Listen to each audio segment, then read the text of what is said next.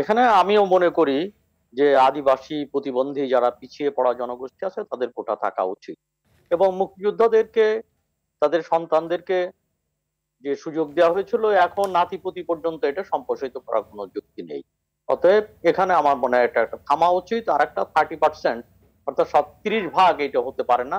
এটাও একটা যৌক্তিক বিষয় নিয়ে আসার দরকার। সেই ক্ষেত্রে সন্তান সন্ততির ক্ষেত্রে সেটা আর প্রযোজ্য হবে না, কারণ মুক্তিযোদ্ধাদের সন্তান সন্ততিরা বর্তমান আর এই সুযোগ এর অপেক্ষায় নেই, তাদের তো বয়স হয়েছে। আচ্ছা, অতএব এই যেন আবু জায়গাতে সাইদ খান, আপনি বললেন যে মুক্তিযোদ্ধা কোটা এখন অনেক দিন হয়েছে, সেখানে সংস্কার দরকার আছে, কিন্তু এখানে 10% নারী কোটা আছে, অনগ্রসর অঞ্চলের জন্য আছে 10%। এই ক্ষেত্রে আপনার কোনো বক্তব্য আছে কিনা? না, এটা পাশের উপরে উঠতে পারে, কিন্তু যৌক্তিক পর্যায়ে থাকতে পারে। এটা 10-12 বেশি হওয়া উচিত বলে আমি মনে করি না।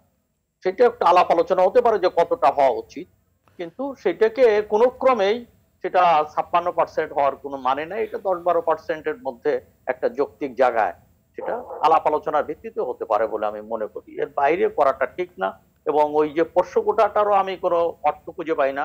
পোষ্য কোটা যদি এই হয়, যেমন ধরুন যে বিশ্ববিদ্যালয় স্কুল আছে, তো বিশ্ববিদ্যালয়ের শিক্ষকদের ছেলেমেয়েরা সেই স্কুলে পড়াটা সঙ্গত, তাদের অগ্রাধিকার পাওয়া উচিত। কিন্তু বিশ্ববিদ্যালয়ে পড়ার ক্ষেত্রে এবং চাকরির ক্ষেত্রে সেখানে মেধারী প্রাধান্য দেওয়া উচিত। তো সেই ক্ষেত্রে এটা প্রযোজ্য হওয়া উচিত না। অতএব পোষ্য কোটার যে জায়গাটা সেটা হচ্ছে, যেমন রেলের কর্মচারীরা নিশ্চয়ই রেলওয়ের স্কুলে তাদের অগ্রাধিকার পাওয়া উচিত। এইভাবে ব্যাপারটাকে দেখা উচিত। কিন্তু পোষ্য কিন্তু কোটার যে চাকরির ক্ষেত্রেও তো তা পোষ্য কোটা চাচ্ছে। রেল সেই রেল বিভাগের কর্মচারীরা চাকরির ক্ষেত্রে তারা পোষ্য কোটা আশা করছে। এখন সেই জায়গা হচ্ছে যে সেই পোষ্য কোটা, সেই ক্ষেত্রে আমিও বলতে পারি যে একজন পিয়ন ছিল, সে তার ছেলে কিংবা ইত্যাদি, এই যে নিচের দিকে এটা হতে পারে। কিন্তু যেখানে উচ্চ পর্যায়ের, অর্থাৎ যেখানে প্রথম এবং দ্বিতীয় শ্রেণীর ক্ষেত্রে এটা মোটেই প্রযোজ্য হতে পারে না। এবং অনেক ক্ষেত্রে হয় কি, যে অসহায় দুস্থ পরিবার, মারা গেছে, বাবা মারা গেছে, ছেলের চাকরির বিষয়টা, এরকম বিশেষ বিবেচনা কিন্তু হতে পারে।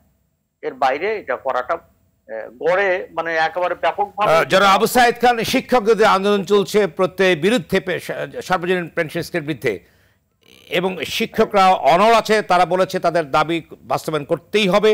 অন্যদিকে সরকারের পক্ষ থেকে বলা হয়েছে দায়িত্বশীল ওবায়দুল কাদের সহ, এবং তারা বলেছে যে তারা এইটা বাস্তবায়ন করবেই। তাহলে কি দাঁড়াচ্ছে বিষয়টা? আপনার বক্তব্য আছে এই প্রসঙ্গে কি আছে? আমার মনে হয় যে আলোচনার টেবিলে এটা সমাধান হওয়ার যথেষ্ট সুযোগ ছিল, কেন যে হচ্ছে না আমি এটা খুঁজে পাই না, এর যুক্তি কিন্তু খুঁজে সরকারের পাই না। পক্ষ থেকে বলা হয়েছে তারা অনড় আছে, অর্থাৎ বাস্তবায়ন করবেই তারা। সেক্ষেত্রে কিভাবে আলোচনাটা হবে?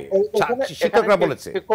এখানে শিক্ষকদের পক্ষ থেকে যেটা বলা হচ্ছে যে কিছু যুক্তি, যেমন আমি যেগুলো পত্রপত্রিকা এসেছে যে তাদের যুক্তিটা, যেমন স্পাউসের ক্ষেত্রে যে 75 বছরের পর্যন্ত এটাকে সীমায়িত করা হয়েছে, কিন্তু এটা তো অর্থ হয় না। একজন 90 বছর বাঁচলে বাকি সময়টা কি হবে?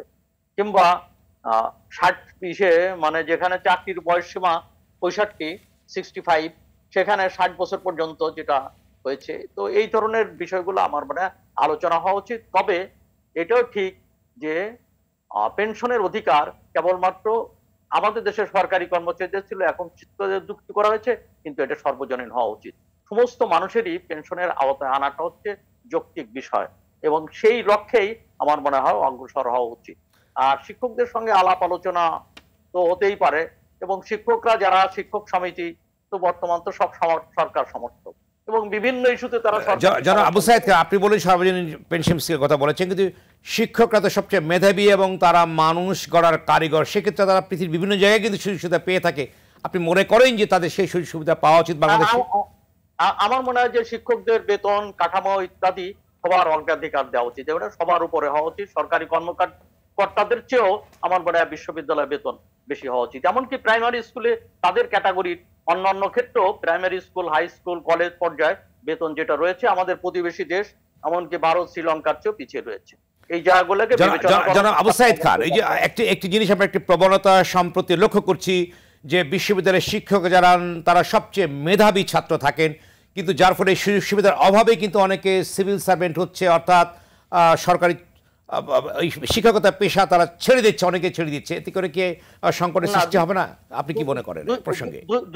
দুই কারণে হচ্ছে। শিক্ষকদের হলো যে, একটা হলো যে আজকে মেধার প্রতিযোগিতা অনেক ক্ষেত্রে হচ্ছে না, অনেক ক্ষেত্রে দলীয় কারণে, দলীয় সিদ্ধান্তে, রাজনৈতিক সিদ্ধান্ত বিশ্ববিদ্যালয় শিক্ষক করা হচ্ছে, সেগুলো আমরা লক্ষ্য করি। তো আমার মনে হয় এই প্রবণতাও দূর করা উচিত। এখানে শিক্ষকরা মেধার ভিত্তিতে যাতে তাদের নিয়োগ হয় সেই ব্যাপারটাকে নিশ্চিত করা উচিত এবং সুযোগ সুবিধা নিঃসন্দেহে তাদেরকে অগ্রাধিকার দেওয়া উচিত বলে আমি মনে করি। ধন্যবাদ, আবারও আসবো আপনার কাছে।